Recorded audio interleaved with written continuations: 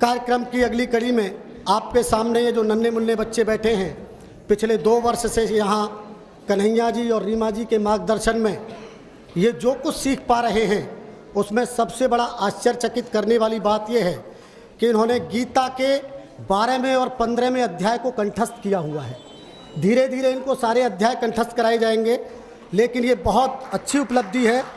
तो अभी गीता श्लोक वाचन के लिए जिन्होंने कंठस्थ कराया वो गुरु भी यहाँ पर हैं, लक्ष्मी जी। कौन?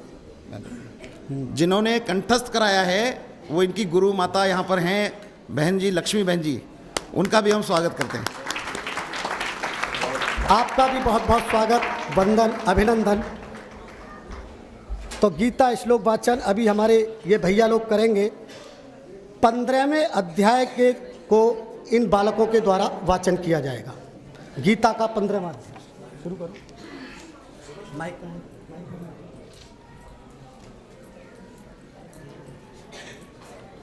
ओम श्री परमात्मने नमः। ओम श्री परमात्मने नमः। श्रीमद् भगवद गीता अथ पंचदशोऽध्यायः। श्री भगवानुवाच पूर्णमूलमदक्षिणम्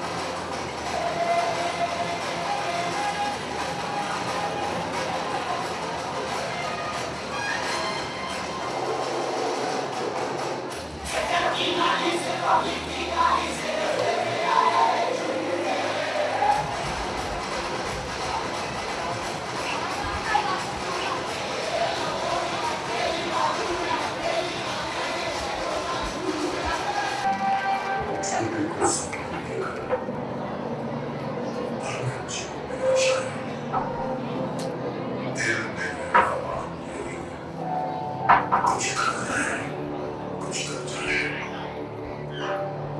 सूरज सनराइज में मुझे दीपक सब चलता देखोगे। सूरज सनराइज में मुझे दीपक से चलता देखोगे। बड़ी बात रोशन करने से कब छोड़ कब तक रहोगे।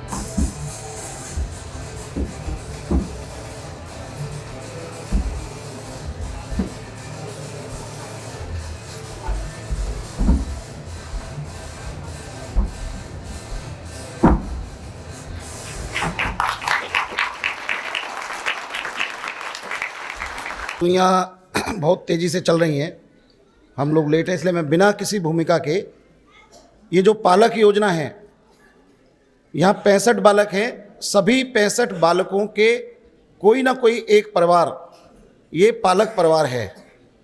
हमने एक अनुमान लगाया था कि एक बालक के वार्षिक व्यय जो आएगा शिक्षा का वो 31,000 आएगा। पिछले 2 वर्षों से वही हमने रखा है और एक बालक का 31,000 रुपये व्यय देना तथा उस बालक की दैनंदिन रूप से चिंता करना।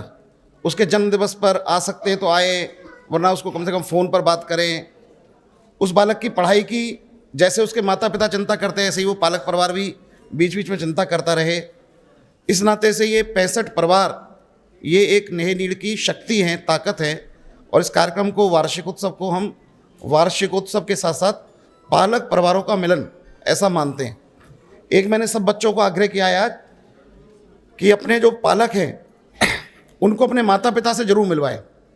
कार्यक्रम के बाद जब नीचे भोजन हो रहा होगा तो उस समय बालकों के माता पिता भी और जो पालक है वो चिंता करें कि परस्पर एक दूसरे से परिचय हो सके। नेह नीड़ तो केवल एक सेतु है।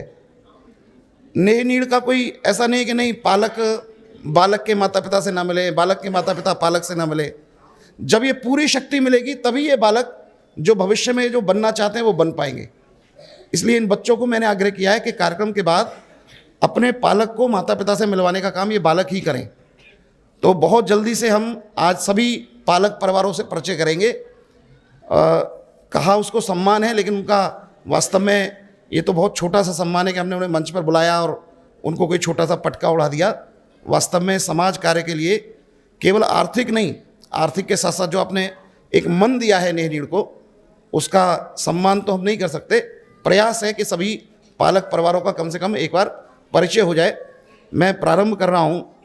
जिस बालक के पालक यहाँ आएंगे वो बालक भी साथ में मंच पर आएगा और हम एक कोशिश करेंगे अभिनंदन की।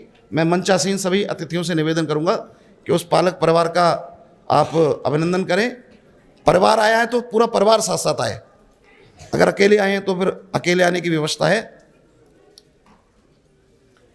श्री अजीत पवार जी, श्री अजीत पवार जी शाहदरा से है। अजीत जी, हाँ मैं नाम जल्दी बोल देता हूँ जिससे आने में जो देर लगेगी वो। अजीत पवार जी, रोहित भैया। श्री अमरीश पाठक जी आगे आ जाए अलीगढ़ से। ईशांत भैया। श्री अमित अग्रवाल जी मेरठ से। दिव्यांशु भैया। जिस भैया का मैं नाम ले रहा हूं अगर वो अपने पालक को पहचानते हैं तो उनके पास जाकर उनको लेकर आए। श्री अजीत पवार जी मंच पर जा रहे हैं, दिल्ली से हैं आप केवल पालक ही नहीं हैं, हमारे आजीवन संरक्षक भी हैं। श्री राजेश दीवान जी से मैं आग्रह करूंगा, श्री अजीत जी का, उनकी धर्मपत्नी, सबका अभिनंदन करें। आप कम से कम तालियों से जरूर इन सबका स्वागत करें। श्री अमरीश पाठक जी आगे आ जाएं। अमरीश पाठक जी जी। श्री अमित अग्रवाल जी मेरठ।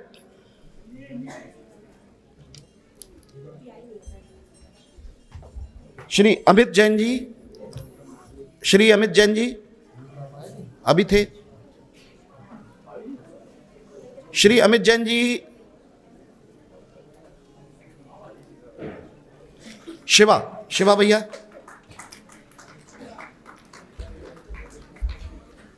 तालियां बजाएंगे तो नींद नहीं आएगी।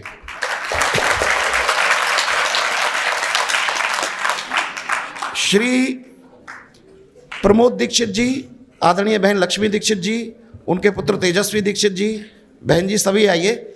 आप परिवार में 4 सदस्य हैं और 3 बच्चों के पालक हैं, तो मैं तीनों बच्चों को एक साथ बुला लेता हूं।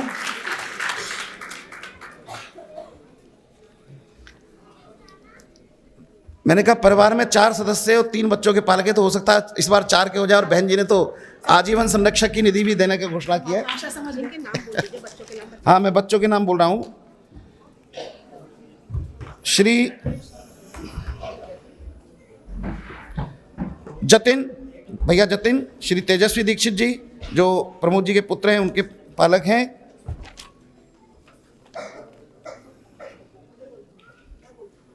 अंकित भैया 5th क्लास, और सन्नी भैया नोएडा। सन्नी,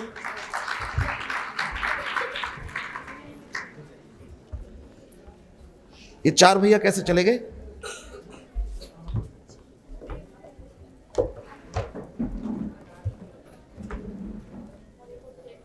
भाई साहब गंगाराम जी, भाई साहब कृपाशंकर जी, कृपया।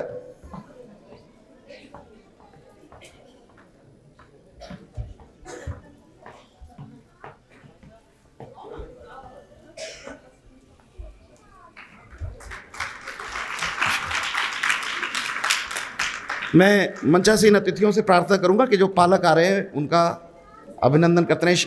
हमारे बीच में सेवानिवृत्त आई जी श्री अरुण कुमार जी, मैं उनसे भी निवेदन करूंगा पालकों का अभिनंदन के लिए।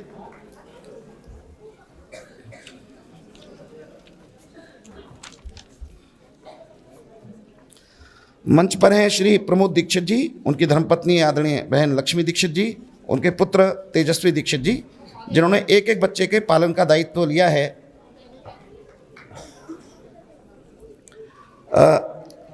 बहन जी मंजू जी, सब अशोक अग्रवाल जी, श्री ए के अग्रवाल जी, आदरणीय बहन मंजू जी, कृपया आगे आ जाए। श्री अश्विनी गुप्ता जी, भैया उत्कर्ष और भैया प्रांशु।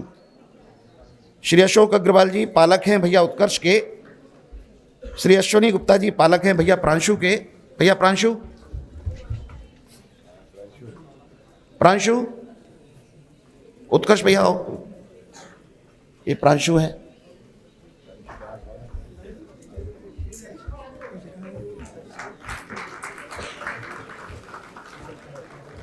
और बहुत रूप में उनका सहयोग हमें रहता है।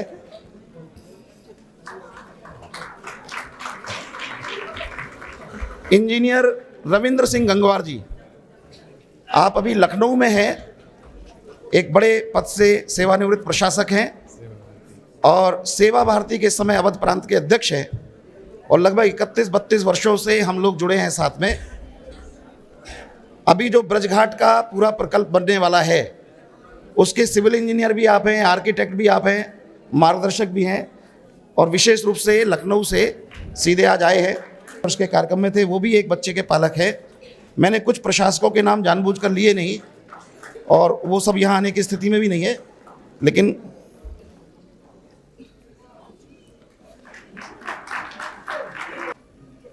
कोई पालक परिवार रह गए जिनका नाम मैं बोल नहीं सका, या जब मैंने बोला तब वो थे नहीं, तो कृपया मुझे इशारा कर दे। जोड़ने का काम वो करते हैं। मुझे आज उम्मीद नहीं थी कि अजय जी आ जाएंगे, उन्होंने कहा मेरी टीम दिल्ली से पहुंच जाएगी, लेकिन वो स्वयं मुंबई से आ गए इस कार्यक्रम के लिए।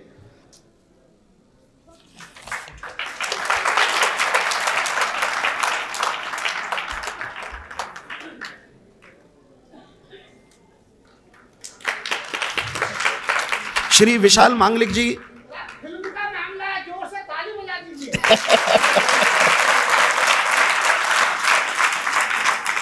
स्वयं कहा कि जब आप वहाँ भूमि ले रहे हैं, भवन बनाएंगे, तो वहाँ बालकों को भी जल्दी से जल्दी वहीं ले जाइए। मैंने कहाँ ले जाएं, वहाँ तो मैदान में थोड़ी ले जाएंगे। तो उन्होंने कहा हमारी बनी बनाई बिल्डिंग वहाँ खड़ी है 3 साल से बेकार, उसमें 3 साल से ताला लगा हुआ है, आप जाइए ताला खोलिए और आज से वो भवन आपका हो गया। 11 अक्टूबर को हमें चाबी मिली, हमने ताला खोला, 12-13 2 दिन सफाई की, और 14 अक्टूबर को पूज्य स्वामी जी के हाथों से ही उस भवन का भी और नेह नीड़ के लिए प्राप्ति हो गई। मंदिर में दीप प्रज्वलन हो गया। और जितने बालक अभी हैं, इसमें जो नए सत्र में हमें बालक लेने हैं, वो पूरी संख्या उस भवन में आ जाएगी, और अगले 1 साल में हम अपने भवन में प्रवेश करने की स्थिति में आ जाएंगे। तो ये सब ईश्वर की कृपा से हो रहा है, आप सबके सहयोग से हो रहा है। तो आज वो तिलक राम जी के परिवार से कोई यहाँ नहीं है, तो वो बना बनाया भवन जिसमें 18 कमरे हैं, रसोई है, हॉल है, स्टोर है, वो हमको प्राप्त हो गया। तो ब्रजघाट में बहुत सारे बंधु आ गए थे, लेकिन कुछ लोग आ नहीं पाए थे। ऐसे श्रीमान हरेंद्र गुप्ता जी मेरे दाईं ओर हैं, आगरा के संघ के स्वयंसेवक हैं, एक कक्ष की घोषणा आज ब्रजघाट के लिए और आप करते हैं अपनी ओर से, हम उनका हार्दिक अभिनंदन करते हैं पूरे नेहरी परिवार की ओर से। हमने उसमें आपके पास नेह मंजूषा में लिखा होगा एक कक्ष अर्थात 5 लाख रुपए, तो उसकी घोषणा भी आपने की है और एक लगभग आधा अमाउंट आपका आ भी गया है हमारे पास। तो मैं निवेदन करूंगा भाई साहब कृपा जी से, गंगाराम जी से, श्री हरेंद्र जी का सम्मान करें। और उन्होंने यहाँ अभी उन्होंने कहा कि एक बच्चे का पालक भी मैं रहूँगा। श्री सुरेंद्र जी आगरा, सुरेंद्र चारक जी, सुरेंद्र चारक जी आगरा। अच्छा 1 मिनट के लिए आइए भाई साहब उधर से आ जाइए सीढ़ी से। जो लोग मेरे साथ फेसबुक पे व्हाट्सएप पे जुड़े वो देखते हैं मैं बार बार वहाँ की वीडियो डालता हूँ कि बाउंड्री इतनी बन गई, इतनी बन गई, इतनी बन गई, और परसों बाउंड्री पूरी हो गई थी।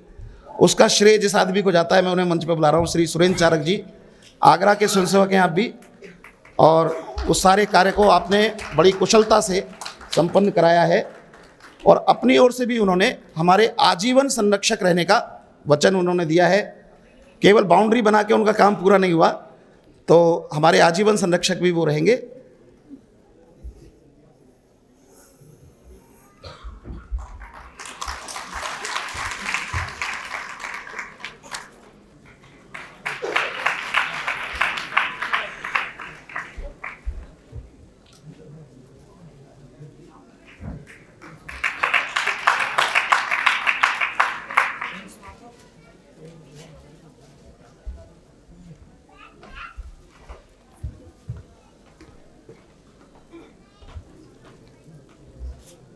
नेहरी फाउंडेशन को जो इस प्रकार से आशीर्वाद मिलता है, सहयोग मिलता है, ये वास्तव में ईश्वरीय कार्य है। ये समय समय पर सिद्ध होता रहता है। इसी श्रृंखला में हमारे बीच में अभी पधारे हैं महामंडलेश्वर पूज्य स्वामी प्रबोधानंद जी। मेरठ के किसी कार्यक्रम में आए थे और यहाँ से हमारा आग्रह स्वीकार किया और यहाँ पर आप हमें आशीर्वाद देने के लिए आए। हमारा परम सौभाग्य है। मैं स्वागत के लिए निवेदन करूंगा कि स्वामी प्रबोधानंद जी को पटका पहनाकर स्वागत किया जाए।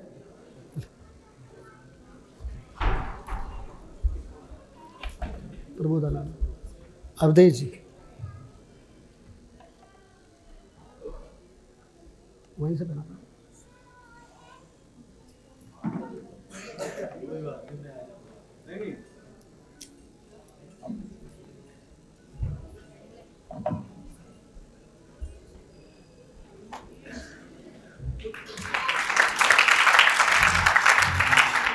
हम सबको आपका आशीर्वाद निश्चित रूप से यह एक मंजिल पर सिद्ध होगा। इसी के साथ कार्यक्रम की अगली कड़ी में मैं उद्बोधन के लिए मंच पर आमंत्रित कर रहा हूं दीवान ग्रुप, मेरठ के दीवान ग्रुप के निदेशक श्री राजेश दीवान जी को। वो आए और हम सबको मार्गदर्शन आशीर्वचन श्री राजेश दीवान जी। मंच पर आसीन सभी गणमान्य शायद और नेहरी फाउंडेशन से संबंधित सभी जिन लोगों ने नेहरी को इकट्ठा करा किया, प्रियलाल जी और उनके सभी साथियों को मैं तहे दिल से बड़ा स्वागत करता हूँ और मुबारकबाद देता हूँ कि ये जो सोच है जो जिसके भी दिमाग में आई, जब कभी भी आई, आज हम उसका प्रतिरूप देख रहे हैं। 2 साल की मेहनत कितने काम है। मैं अपने बड़े भाई समान राम श्रीकर जी का धन्यवाद देता हूँ जिन्होंने मुझे नेहरी फाउंडेशन में मिलाया और प्रेरणालाल जी के साथ मुलाकात हुई। मैंने इनका काम देखा और ब्रजघाट में बच्चों की पसंद देखी, तो हमारे भी अपने शिक्षा संस्थान है कि 16,000 बच्चे मेरी शिक्षा में शिक्षा लेते हैं। दिमाग का स्कूल मेरठ में है, आपुर में है, बुलंदशहर में है।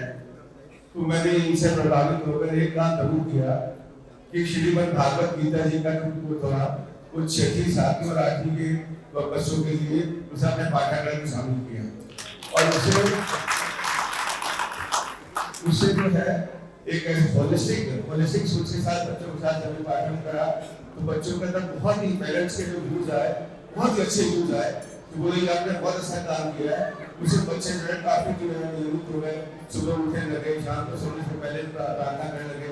और जो सनातन धर्म और सनातन संस्कृति जो है उसका जो है एक बहुत ही अनुभव उदाहरण प्रयास है। आप देखिए जैसे ये बच्चे नेहरू फाउंडेशन क्या करता है, जो अति शोषित थे, जो अति वंचित थे, जो समाज में होते वो भी समाज से बाहर थे, वही उनके बारे में सोच नहीं सकता था। इन्होंने जो समाज के सबसे निचले वंचित तबके से बच्चों को आपस में बुलाया, प्रयास नहीं दिया। एक समाज के अंदर जो सामाजिक दायरा होता है आपस में प्यार का, मोहब्बत का, संबंध का, एक मनुष्य का, उसका ध्यान देते हुए उन बच्चों को वहां से लेके आए। उनका बच्चों का जीवन हुआ, उनका देखो कहाँ से कहाँ बच्चे बढ़ते भाग रोज को। आज 2 साल के बच्चे आप देखिए जहाँ के बच्चे आज चले और आज जहाँ पहुंचे हैं, उन बच्चों के रूप, उनके माता पिता की सोचे, हम लोग के बालक और उनके अभिभावक जो यहाँ से मौजूद हैं, सब लोग बड़ा अच्छा फील होगा। ये जो भी काम है बहुत अच्छा काम है, और जो भी कर रहा है, जो भी कर रहे हैं, संतुष्टि मिलती है कि वो जरूरी हमने जो है बहुत ही पुण्य का काम किया है। ऐसे काम के लिए हमेशा प्रेरणादायक होते हैं और दूसरों के लिए प्रेरणादायक होते हैं। जो नेहरू फाउंडेशन ने यहाँ स्टार्ट किया है, यहाँ मौजूद कई जगह से लोग आए हुए, अगर यही सोच और यही चीज हम अपने क्षेत्र में जाके, अपने स्तर पर जाके इस चीज को समाज में लाए, तो समाज में बहुत सी जो दुश्वारियां है, डिस्पैरिटी है, बहुत सा फर्क है, वो बहुत ज्यादा कम हो सकता है। हम लोग आज देखिए बहुत ज्यादा डिस्टेंस है, बहुत टेंशन है का जब देखा जाए तो बहुत एग्रेसिव वैसे बहुत ज्यादा आदमी है। हिंदुस्तान में आप जानते हैं कितनी ज्यादा पॉपुलेशन है, जितनी पॉपुलेशन है उतनी परेशानियां हैं। अगर हम भाईचारा बनाकर, मनुष्यता दिखाकर उन वंचित लोगों को अपने ब्लॉक अपने पास लगाए, उनको आगे बढ़ाए, उनको भी आगे बढ़ने का रास्ता बनाए, हमारे छोटे से संयुक्त प्रयास से अगर हम इनको भी समाज के मुख्य धारा में लेके आते हैं तो हम एक सशक्त राष्ट्र का निर्माण करते हैं। यही लोग जो है आप देखना आगे जाके सनातन धर्म क्या है, सनातन का अनंत है, इसका कोई अंत नहीं, और उसी की विरासत को उसी के रूप में इस सनातन संस्कृति को विरासत के रूप में आगे लेके चलेंगे। ये आगे बच्चे जो इसी संस्कार के साथ आगे बढ़ेंगे, ताकि कहाँ निकलते हैं, कहाँ पढ़ते हैं, कोई प्रचारक बनेगा, कोई समाज सुधारक बनेगा, कोई समाज सेवक बनेगा, क्योंकि वो चाहते हैं, वो जानते हैं कि उनको कोई समाज सेवक ही, कोई समाज सुधारक कहाँ से कहाँ उठा के लेके आया, उसी प्रेरणा के साथ उनका जीवन आगे बढ़ रहा है, वो बड़े हो रहे हैं, और उसी सोच के साथ वो अपने जीवन काल में जब वो सक्षम होंगे, जब वो कुछ करने लायक होंगे, तो कितने लोगों का उद्धार करेंगे, कितनों को। तो ये कड़ी से कड़ी जुड़ती जाएगी, जो चलती जाएगी, तो हम देखेंगे कि भारत देश में एक नव निर्माण होगा, एक नई पीढ़ी का जन्म होगा, जो राष्ट्र के प्रति, जो धर्म के प्रति, जो मानवता के प्रति और मानवता के प्रति अपने कर्म की, अपने सनक की बहुत अच्छी तरह से जो है पालन कर सकेगी। और नहीं नीड को तो मैं जब इतना आपको मैं वो करता हूँ कि मैंने कई जगह मैंने बताया, तो बहुत लोग से सुना कि भाई ऐसे ऐसे किया, झोपड़ी से वंचित से इस सारे बच्चों को लेके टाइम देके पूरा जीवन समर्पित करके ये ऐसा फाउंडेशन है। तो बहुत लोगों ने जब बताया तो बहुत भावुक हो गए, और बहुत लोगों ने कहा कि भाई हमें भी हमसे याद जोड़िए, हमें भी कन्हैया लाल जी से मिलाइए, हम चाहते हैं कि हम कुछ सहयोग करें और उनके मार्गदर्शन में आके इसको और विस्तार करें। ये खाली मेरठ में नहीं, खाली हापुड़ में नहीं, पूरा आगे उत्तर प्रदेश से बाहर भी जाए, सब जगह हम इसको फैलाएं और मानवता की जोत पर अलग को जलाते हुए, आपस में भाईचारा बनाते हुए सनातन धर्म और सनातन संस्कृति को आगे बढ़ाएं। जय हिंद, जय भारत। भारत माता की, भारत माता की। आदरणीय मंचासीन कृपाशंकर जी, आदरणीय गंगाराम जी, आदरणीय कन्हैयालाल जी, आदरणीय रमा जी, आदरणीय अरुण जी, श्री राकेश दीवान जी, आदरणीय दिनेश जी, आदरणीय अरविंद ओझा जी, और इस सभागार में उपस्थित सभी हमारे पालक, नेह नीड के प्यारे बच्चे, उनके सभी अभिभावक, आज इस कार्यक्रम में आकर मुझे बहुत अच्छा लग रहा है। ऐसे तो पिछले 30 वर्षों से सीधे सीधे सेवा के कार्य से लगी हूँ, लेकिन जैसा सोचते और सुनते आए थे कि किस प्रकार से एक ऐसा आवासीय प्रकल्प जिसमें जिन बच्चों को आवश्यकता है, उनके अंदर प्रतिभा है, लेकिन कई कारणों से उनकी प्रतिभा सामने नहीं आ पा रही है, उनको सहयोग करके उनको कैसे आगे बढ़ाया जा सके, वो प्रत्यक्ष यहाँ देखने को मिला।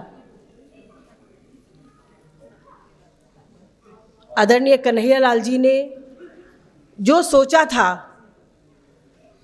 मुझे लग रहा है कि उनको बहुत खुशी होती होगी कि जो उन्होंने कल्पना की थी, जो उनके मन के भाव थे, वो प्रत्यक्ष रूप से उनके सामने आ रहे हैं। तो ये सब तभी संभव है जब समाज की सज्जन शक्ति एकजुट होकर तन मन धन से सहयोग करती है, और इसका प्रत्यक्ष उदाहरण अभी हम सब ने अपनी आंखों से देखा।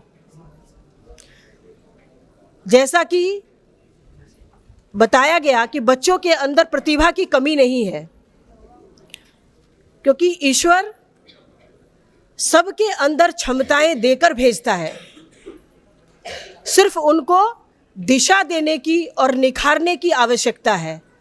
और इसमें जो समाज की भूमिका होनी चाहिए या जो प्रबुद्ध वर्ग की भूमिका होनी चाहिए, वो हम सब ने यहाँ देखा, और इसीलिए खुले दिल से आप सब ने सहयोग भी किया। जो भाव लेकर हम कोई काम से जुड़ते हैं और जब उसको प्रत्यक्ष जमीन पर होता हुआ देखते हैं तो मन में प्रसन्नता होती है और अधिक करने का भाव हमारे अंदर जागृत होता है। ये सब देखने के बाद मुझे बहुत खुशी हुई कि जो बच्चे आने वाले हैं, लोग इसकी चिंता करते हैं कि हम जो कर रहे हैं उसको कैसे चलाएं, लेकिन अब हमने देखा कि जो आगे आने वाले हैं उसके लिए भी समाज आगे से आगे बढ़कर देने के लिए तैयार है।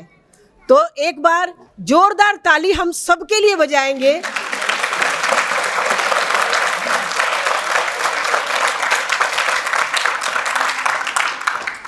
और एक बार ताली हम नए नीड के बच्चों के लिए बजाएंगे, जिन्होंने कार्यक्रम के शुरू में ही बहुत सुंदर प्रस्तुति दी।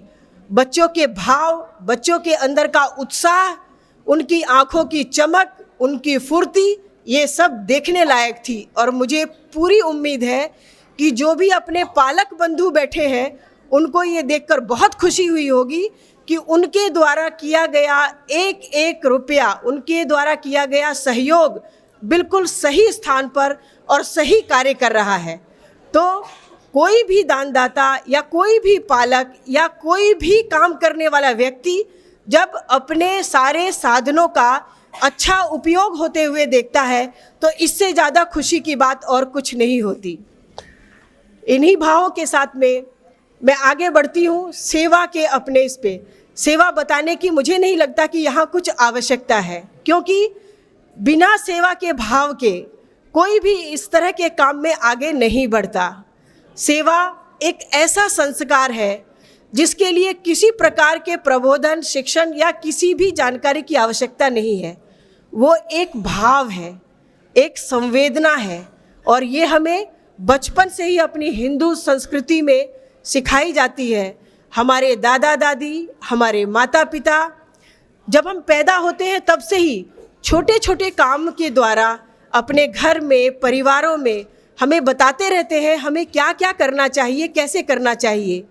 चाहे वो माँ के द्वारा बताया हुआ गाय को रोटी देना हो, या अपने बड़ों के पैर छूना हो, या अपने दादा दादी को पानी देना, खाना देना, या घर में आए हुए किसी भी मेहमान को जाकर उनको चाय पानी देना, उनका सत्कार करना, यही सब संस्कार हैं। और धीरे धीरे यही सब संस्कार सेवा में परिवर्तित हो जाते हैं। हम जहाँ जिस प्रकार की आवश्यकता देखते हैं उसी प्रकार से आगे बढ़कर हमारा ये मन, हमारा ये हृदय आगे बढ़कर सेवा के लिए, उस काम को करने के लिए तैयार हो जाता है, और वही सेवा है। इसका अद्भुत उदाहरण हम सब ने कोरोना काल में देखा है। ऐसी आपदा आसपास में सब लोगों ने देखी, तो क्या उस समय किसी ने कहा नहीं? अपनी जान की परवाह न करते हुए भी समाज के लाखों लोग बिना कहे, बिना किसी के आह्वान किए, अपने अपने स्तर पर वो निकले, उन्होंने मदद की। चाहे अपने पड़ोस में ही किसी की, चाहे भोजन से सेवा हो, या स्वास्थ्य की सेवा हो, या रक्तदान हो, या ऑक्सीजन व्यवस्था हो। और जो लोग किसी भी संगठन से जुड़े थे उन्होंने संगठन से जुड़कर, और जो प्रत्यक्ष कर सकते थे उन्होंने प्रत्यक्ष कर कर हिंदू समाज ने, इस भारत के लोगों ने पूरे देश के सामने जो मिसाल प्रस्तुत की, अन्य देशों में ऐसा बिल्कुल देखने को नहीं मिला।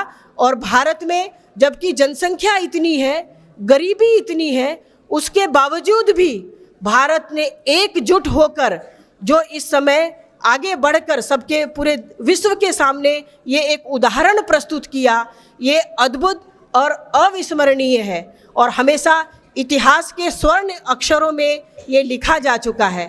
तो ऐसे ही भारत की जब भी इस तरह की आपदा देश पर आती है तो एकजुट होकर अपना पूरा समाज सेवा के कार्य में जुट जाता है। इसमें स्वयं सेवकों का, संघ का बहुत बड़ा योगदान रहता है, क्योंकि आरएसएस का नाम हम सब ने सुना है और किसी न किसी रूप में हम लोग आरएसएस से जुड़े हुए भी हैं। तो आपने देखा होगा कि अनुशासनबद्ध तरीके से किस प्रकार संघ ने इस कोरोना काल में भी, या देश के ऊपर कोई भी आपदा जब आती है तो किस प्रकार से संघ बिना अपना नाम किए सेवा के कार्यों में स्वयंसेवक अपने आप से जुट जाते हैं और समाज के लोगों को अपने साथ में लगा लेते हैं। सिर्फ एक व्यक्ति से या एक संगठन से काम नहीं होता। जब पूरा समाज एकजुट होकर किसी भी काम में जुटता है तब इस तरीके की बड़ी बड़ी समस्याओं से हम लोग निपट सकते हैं और निपटते आए हैं। इसी प्रकार से अपने बहुत सारे प्रकल्प जो चलते हैं उसमें से एक छोटा सा उदाहरण मैं आपके सामने रखूंगी। अपना राजस्थान का विमला जी एक प्रकल्प है जिसमें विमला कुमावत जी एक बहन है, वो 5-6 बच्चों को लेकर के इसी प्रकार से उन्होंने पढ़ाना शुरू किया और धीरे धीरे करके वो खुद भी 8वीं क्लास पास थी। उनके बच्चों की सबकी शादी हो गई, उनके पास समय था। उन्होंने सोचा अब मैं आगे का समय कैसे करूँ, अपना बिताऊंगी। तो अपने ही प्रचारक जो बंधुगण आते रहते हैं, कहते हैं ना, संत जनों का, सज्जन जनों का मिलना और आना कई बार हमें बहुत अच्छी दिशा दे जाता है। इसी प्रकार से अपने एक प्रचारक का उनके घर आना जाना था। उन्होंने कहा, बहन जी बस्ती में कुछ बच्चे हैं, आप उनकी दादी बनिए ना, उनको आपकी आवश्यकता है। वो बोली ठीक है, मेरे पोते का आज जन्मदिन है, मैं बस्ती में जाके उनको कुछ मिठाइयाँ वगैरह बांट के आती हूँ। और जब वो बस्ती में मिठाई बांटने गई तो उन्होंने देखा गंदे गंदे कपड़ों में बच्चे ऐसे ही भागते फिर रहे हैं, ना पढ़ना। उनसे पूछा तुम लोग पढ़ते हो? नहीं, स्कूल नहीं जाते। उनके मन में बड़ी पीड़ा हुई, अभी तो ये छोटे छोटे हैं, पूरा जीवन इनका पड़ा है, कैसे ये आगे अपने जीवन में बढ़ेंगे जब ये इसी तरह से भागते फिरते और खेलते रहेंगे। तो उनको लगा कि क्योंकि उनके घर के बगल में ही वो बस्ती थी। उन्होंने बोला 2 बच्चों से कि कल से ना तुम 1 घंटे के लिए दादी के पास आओ। वो दोनों बच्चे उनकी बात मानकर, उन्होंने सोचा था आज दादी बड़ा अच्छा अच्छा खाने को लाई है, घर बुला रही हैं, बच्चों को थोड़ा सा होता ही है कि वो घर जाने पे अच्छी चीज़ें खाने को देंगी। वो दोनों बच्चे दादी के घर पहुंच गए। जब वो आए तो उन्होंने बड़े प्यार से उनको बिठाया, उनसे बातचीत की, अच्छा खाने को दिया। बच्चे बड़े खुश। दादी ने अगले दिन फिर कहा कल से फिर आना। बच्चे बहुत खुश हुए। पहले दिन 2 गए थे, अगले दिन वो 2 और लेके गए साथ में। दादी बढ़िया बढ़िया खाने को देती है। ऐसे करके 6 बच्चे उनके घर में आना जाना शुरू हुआ। उन्होंने कुछ दिन तो उनको बिठाया, खिलाया, बातचीत की, कहानियाँ सुनाई और धीरे धीरे करके उन 6 बच्चों को उन्होंने पढ़ाना शुरू किया, जबकि वो खुद सिर्फ 8th क्लास पढ़ी हुई थी। 6 से 8 हुए, 8 से 10 हुए, 10 से 12 हुए, ऐसे करके उनका एक कमरा जो है उन बच्चों से भरने लग गया। उनको भी अच्छा लगने लग गया, जो अकेले पूरा दिन घर में बैठी रहती थी और आज उनके घर में 20-22 बच्चे 2 घंटे के लिए रोज उनके आने लग गए। दादी को भी अच्छा लगने लग गया और बच्चों को भी अच्छा लगने लग गया। इस तरह से करके और जैसे ही 6 महीने हुए, उन बच्चों का रहन सहन, उनका व्यवहार, उनकी आदतें, क्योंकि वो तो पढ़ने लग गए और अच्छी बातें सीखने लग गए और दादी की बात मानने लग गए, तो वो उन बच्चों में परिवर्तन शुरू हो गया। ऐसा करते करते 1 साल में बच्चों में इतना परिवर्तन हुआ और उस बस्ती के बच्चों ने और माता पिता ने कहना शुरू किया, बहन जी आप हमारे बच्चों को भी बुलाइए ना, हमारे बच्चों को क्यों छोड़ दिया आपने। दादी के सामने धर्म संकट, एक कमरा दे चुकी थी, अब क्या करें। उन्होंने सबसे बात की कि बताइए अब मैं क्या करूं। और जैसे होता है ना, किसी अच्छे काम के लिए आप बढ़ो, तो जिस प्रकार से यहाँ 1 से 71 हाथ हुए हैं, उसी प्रकार से उनके साथ भी लोग जुड़ने लग गए। कोई पढ़ाने के लिए तैयार हो गया, कोई रूम देने के लिए तैयार हो गया। इस प्रकार से करते करते आज 400 बच्चे, राजस्थान की वो दादी अम्मा, उन्होंने घर छोड़ दिया, पूरा परिवार लग गया, समाज के लोग लग गए और इस प्रकार से 400 बच्चों का एक ऐसा ही, और वो दादी उनके बीच ही रहती हैं और रहती ही नहीं है। उन्होंने 8th क्लास से खुद उन बच्चों के साथ में पढ़ते पढ़ते खुद ग्रेजुएशन 10th किया, फिर 12th किया, खुद को भी अपग्रेड किया। इस प्रकार से एक अच्छा उदाहरण सबके सामने प्रस्तुत किया, तो अपना भी जीवन संवरता है, समाज का भी जीवन संवरता है। तो ऐसे सेवा के अद्भुत उदाहरण हम सबके बीच में हैं। सिर्फ संवेदनाओं की आवश्यकता है। संवेदना का ही एक छोटा सा उदाहरण मैं आपके सामने रखती हूँ। एक जापान का ही एक शहर है होक्काइडो, बिल्कुल सच्ची घटना है। वहाँ एक व्यक्ति थे, उन्होंने, क्योंकि वहाँ भूकंप आते रहते हैं, तो इसलिए वहाँ लकड़ी के घर बनते हैं। लकड़ी के घर बनाते समय उनका 4 वर्ष पूर्व घर बना था और घर बनाते समय जब कील ठोक रहे होंगे बढ़ई, तो एक छिपकली के पैर में कील ठुक गई और वो वहीं की वहीं इधर उधर नहीं घूम सकती थी, वो वहीं रह गई। अब वो व्यक्ति जब घर से निकलता बढ़ता तो चूं चूं की आवाज़ सी देखता, पता नहीं कौन है, क्या है, कैसा, समझ में नहीं आया। उसने झांक के देखा तो उसने देखा एक छिपकली और उसके पैर में कील गड़ी हुई है, वो चल नहीं सकती। उसको आश्चर्य हुआ कि एक छिपकली 4 वर्ष पहले मैंने घर बनाया, अब ये बिना भोजन के जीवित कैसे रह सकती है। उसको जिज्ञासा हुई, उसने क्या करा, रोज उसको देखना शुरू किया। उसने देखा कि एक दूसरी छिपकली आती है और उसके मुंह में कुछ भोजन कुछ दे कर जाती है और इस प्रकार वो चली जाती है। उसको इतना आश्चर्य हुआ कि एक छोटे से जीव जो बोल नहीं सकते, जो चल नहीं सकते, उसके अंदर इतनी संवेदना। उसने 4 वर्ष से, इसका मतलब वो दूसरी छिपकली आती है, इसके मुंह में कुछ दे के जाती है, तभी ये जीवित है, वरना बिना भोजन के जीवित नहीं रहती। तो एक ऐसा उदाहरण, जब जीव जीव के प्रति ऐसी भाव रख सकता है, हम तो मानव हैं, हम तो संवेदनशील हैं, ईश्वर ने हम सबको बुद्धि दी है, एक बहुत अच्छा दिल दिया है, तो हम अपने समाज के जिनको आवश्यकता है उनके लिए क्यों ना अपना हाथ बढ़ाएं, क्यों ना उनकी मदद के लिए आगे बढ़ें।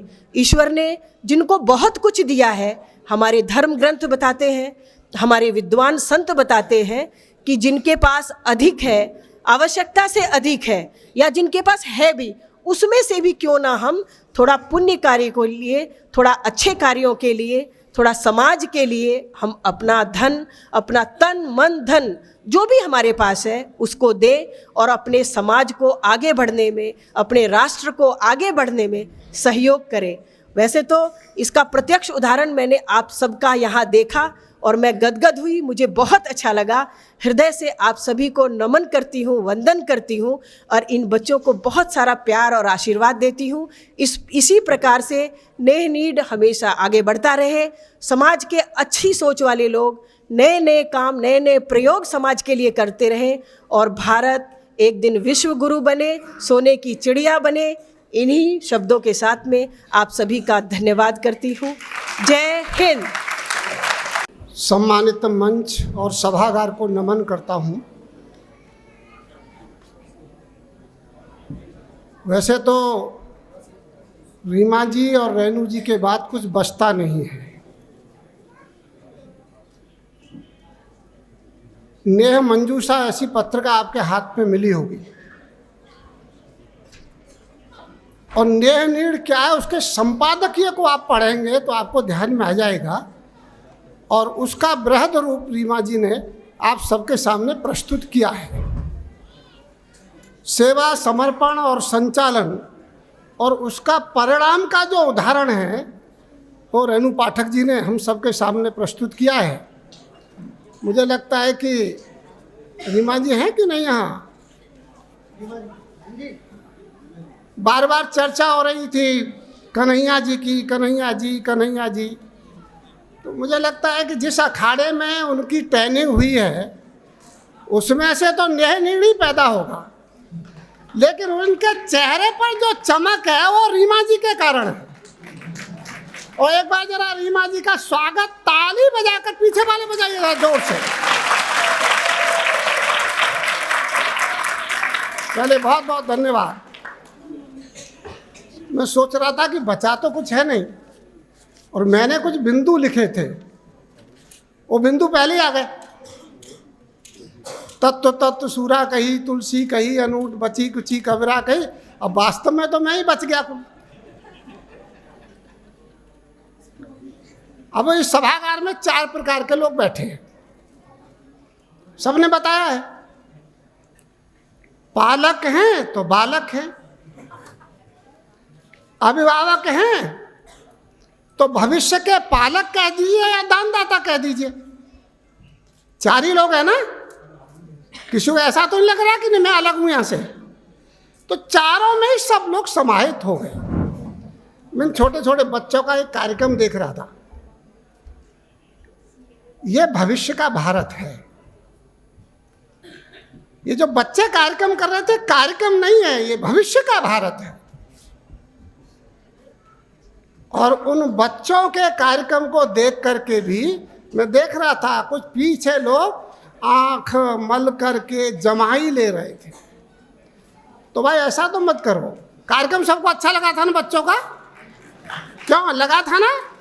तो बच्चों के लिए पूरी ताकत से हाथ उठाकर ताली बजा दीजिए, स्वागत कर दीजिए।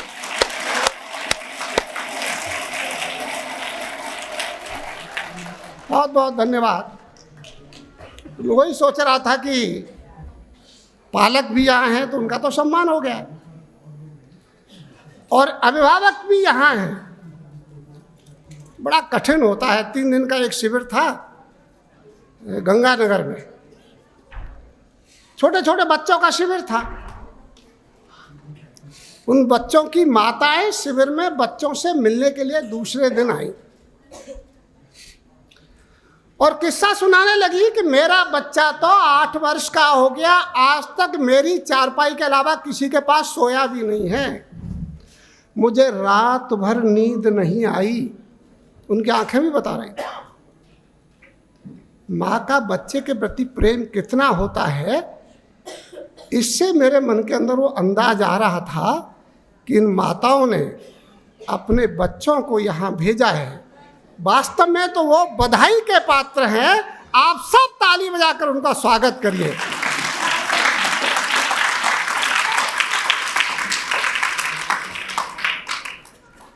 अभी सूर्यप्रकाश जी यहाँ हैं नहीं। सूर्यप्रकाश जी क्षेत्र संघ चालक हैं। अब वो सुबह निकलते थे, मैं महानगर प्रचारक रहा तो हमारी दोनों की बड़ी दोस्ती रही। वो महानगर कार्यवाह थे, तो सुबह निकलते थे और शाम को रात को 10 बजे लौटते थे। 5 बजे निकल जाते थे हाफ पैंट पहन करके, और पैंट रखते थे स्कूटर में। एक दिन मैं घर में बैठा तो साधना जी बैठी हैं।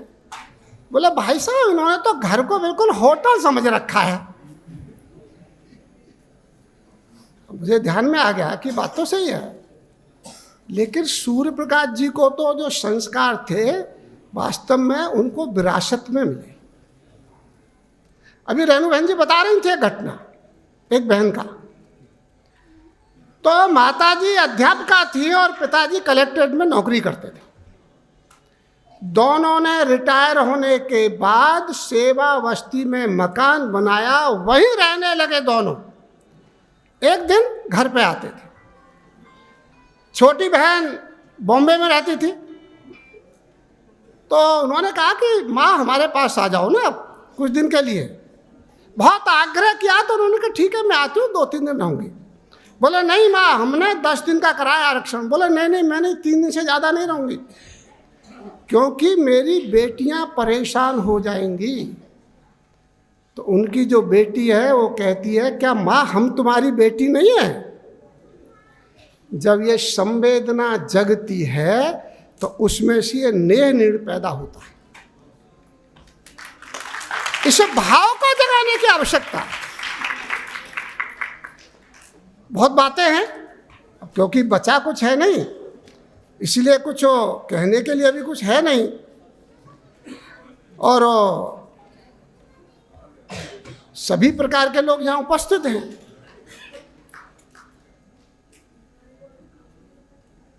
एक दीप से जले दूसरा, जलते दीप अनेक। एक जलता हुआ दीपक हजारों दीपक जला सकता है, और हजारों बुझे हुए दीपक एक दीपक नहीं जला सकते। सर्वे भवन्तु सुखना, सर्वे सन्तु निरामया, सर्वे भद्राणि पश्यन्तु माँ कश्चित् दुर्भाग् भवेत्। ये हम सब बोलते हैं, हर कार्यक्रम में बोलते हैं। सर्वे भवन्तु सुखना, सभी सुखी हों, सभी निरोगी हों। उसका साक्षात उदाहरण है ये नेह नीड़ फाउंडेशन। साक्षात उदाहरण है। मंत्र बोलना तो सरल है, लेकिन उसकी क्रिया जीवन में उतारना ये बहुत कठिन होता है। और वो आज हम सबको साक्षात देखने को मिल रहा है। ये छोटा काम नहीं है, देखने में बहुत छोटा लगता है। आप जरा कल्पना करके देखिए, राष्ट्रीय स्वयंसेवक संघ ने भी कब से, माननीय शेषाद्री जी सरकार बात है, मैं यहाँ महानगर प्रचारक था, एक सेवा बस्ती में शेषाद्री जी का भोजन रखा था। ये संभवतः बातचीत होगी 97-6 की शायद। एक सेवा बस्ती में, लाल कुर्ती की सेवा बस्ती में भोजन रखा था। कल्पना करिए कब से ग्राम विकास और बस्ती विकास की कल्पना लेकर राष्ट्रीय स्वयंसेवक संघ समाज के बीच में स्वयंसेवकों को प्रेरित कर रहा था। परिणाम क्या होता है जरा सोच कर देखिए। आप लोग तो बहुत लोग शहरों में ही रहते हैं, मैं तो एक गांव का रहने वाला हूं। गांव में हर वर्ष छप्पर बनाना पड़ता था 70% परिवारों को। और पूर्वी उत्तर प्रदेश चले जाएंगे, क्योंकि मैं प्रांत प्रचारक रहा हूं, और लखनऊ से आगे जाएंगे तो 90% परिवारों में हर वर्ष छप्पर बनाना पड़ता था, मकान बनाना पड़ता था। सड़क का कोई नामो निशान नहीं था, गैस की तो बात ही नहीं थी, चूल्हे की भी बात नहीं थी। वर्षा आती थी तो चूल्हा भी बह जाता था। आप किस देश की कल्पना करते हैं? ये भारत विश्व गुरु रहा होगा। मेडिकल कॉलेज के छात्रों की बैठक में गया था, एक विद्यार्थी ने ये पूछा कि ठीक है ये विश्व गुरु रहा होगा भारत, लेकिन आज स्थिति क्या है? जरा आप सोच करके देखिए कि उन गांव की, उन परिवारों की स्थिति क्या थी जिनके ऊपर छत नहीं थी, जिनके घर में उजाला नहीं था, जिनके घर में गैस नहीं थी, जिनके घर तक सड़क नहीं थी, जिनके घर में पानी का नल तक नहीं था, बाहर से भरकर कुएं से लाया जाता था। ये भी 15, 20, 30, 40 वर्ष पहले की बात बता रहा हूं। अभी भी ऐसे गांव थे। एक 5, 7, 10 वर्षों का ये कालखंड ऐसा बीता है कि सड़क हमारे घर तक गई होगी, पानी भी आया होगा, गैस भी आई होगी, पक्की छत भी देखी होगी। जरा उसके चेहरे की मुस्कान देखिए उस महिला की। जीवन भर उसके दादा बाबा ने छत नहीं देखी थी, वो पक्की छत बनाकर मेहनत करके और उसके अंदर वो रह रही है, तो खुशी क्या है? तो भारत विश्व गुरु ऐसे नहीं बनता है। not gold, but only can make the strength of country. किसी भी देश को सोना महान नहीं बनाता है, वहां का व्यक्ति कैसा है। जब ऐसे व्यक्ति निर्माण होते हैं, ये चारों प्रकार के लोग निर्माण होते हैं, तो ये भविष्य का भारत का संकेत देता है।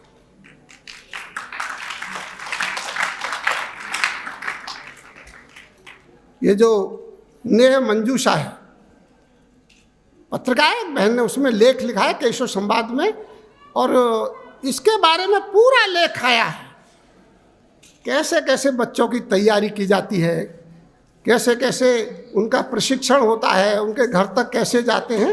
ये बहुत छोटी छोटी बातें उसमें उन्होंने लिखी है। संभवतः वो अलीगढ़ की एक बहन है, यहाँ से शायद जुड़ी होगी, अनुपमा अग्रवाल लेखिका भी है, नियमित लिखती है, उनका वो लेख है उसमें। मैं रात देख रहा था, एक सौभाग्य से मैंने देखा कि वो नेह मंजूषा तो यहाँ सामने रखी थी। मेरा मानना है कि शायद सबको मिली होगी वो। फिर कुरीतियों का जो विषय है, इस देश को कुरीतियों ने जकड़ लिया, और वो कुरीति कैसी है आप सब भी जानते होंगे कि बाल विवाह और पर्दा प्रथा ये कुरीति है, ये परंपरा नहीं है। लेकिन हिंदू समाज ने हिम्मत के साथ इन कुरीतियों को दूर किया। असमानता को दूर करने के लिए बहुत कानून बने होंगे, आरक्षण दिया होगा, लेकिन जब तक समाज खड़ा नहीं होता तब तक सामाजिक परिवर्तन आता नहीं है। कोई सरकार सड़क बना सकती है, बिजली दे सकती है, पानी दे सकती है, लेकिन सामाजिक परिवर्तन की वाहक सरकार नहीं, समाज बनता है। और उस समाज के निर्माण में ऐसे सक्रिय लोगों की, मैंने कहा ना कि एक दीप से जले दूसरा, ये जलते हुए प्रकाशमान लोग जब खड़े होते हैं तब वो सामाजिक परिवर्तन होता है।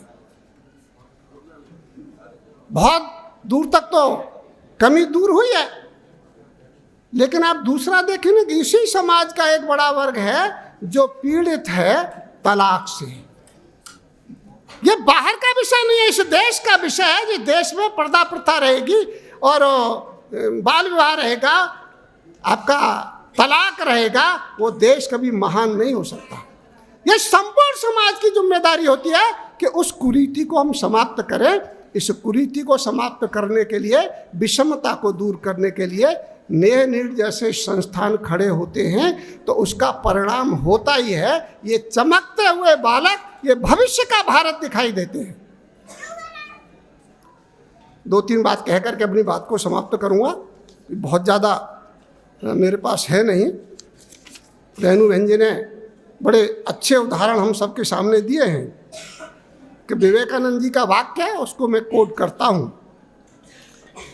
क्या पथिक कुशलता क्या, जिस पथ पर बिखरे फूल न हो, नाविक की धैर्य परीक्षा क्या, यह धाराएं प्रतिकूल न हो। धाराएं प्रतिकूल नहीं है तो फिर आनंद क्या आता है। कन्हैया जी ने खूब आनंद लिया होगा कि सुबह के निकले और रात को पहुंचे, और दिन भर चाय पीते पीते ही पेट भर जाता था। सरल नहीं था। कभी कभी मोटरसाइकिल में पंचर हो गया तो दूर दूर तक पंचर जोड़ने वाला नहीं था, तो उसको 5-7 किलोमीटर खींच कर ले जाना पड़ता था। शरीर का गंदा पसीना बाहर आ जाता था। यह करना ही पड़ता है उसमें से। जो होता है होने दो, ये पौरुषहीन कथन है। हम जो चाहेंगे वो होगा, इन शब्दों में जीवन है। जब ऐसे लोग खड़े होते हैं, ये चारों प्रकार के लोग खड़े हो जाएंगे, तो फिर मन में निराशा नहीं आती है। मुझे लगता है कि इन सारे विषयों में अंत में ये नेह नीड़ संस्था, ये जीवन देने वाले और जीवन जीने वालों का एक बड़ा जमघट है। इसकी मात्रा बढ़नी चाहिए। और यहाँ जो लोग बैठे हैं उनको मैं एक आग्रह करना चाहता हूँ। कर सकता हूँ कि नहीं, बताइए आप, हाँ या ना? करूँ? पक्का?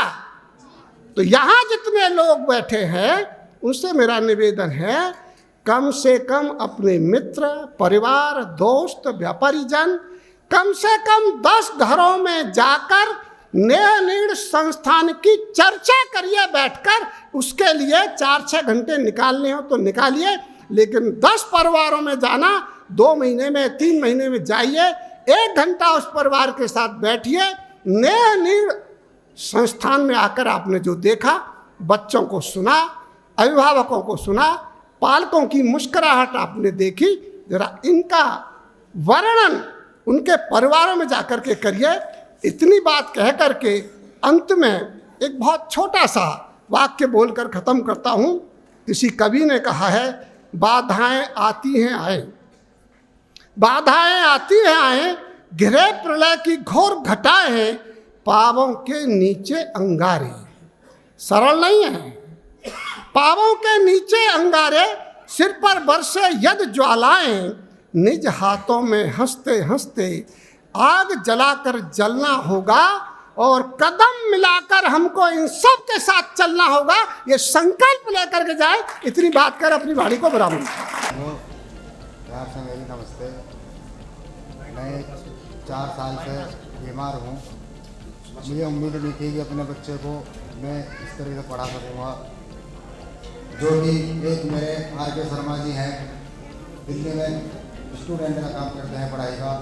उन्होंने मुझे आकर मेरी मदद की और मुझसे कहा, अपने बच्चे को हॉस्टल डालना चाहते हो तो पहले तो मैंने मना किया कि मेरा छोटा बच्चा है, पता नहीं पढ़ पाएगा, रुक पाएगा, नहीं रुक पाएगा। लेकिन उन्होंने मेरी हिम्मत बांधी और मुझसे कहा कि आप एक बार कोशिश करो, आप भेजो। और आज मैं अपने बच्चे को अपने काबिलियत देखना चाहता हूँ, तो मेरा सपना पूरा होने के लिए सहाकार तैयार खड़ा है। आप सभी की आशीर्वाद से बच्चा मेरा ठीक ठाक पढ़ रहा है, सब कुछ कुशल मंगल है।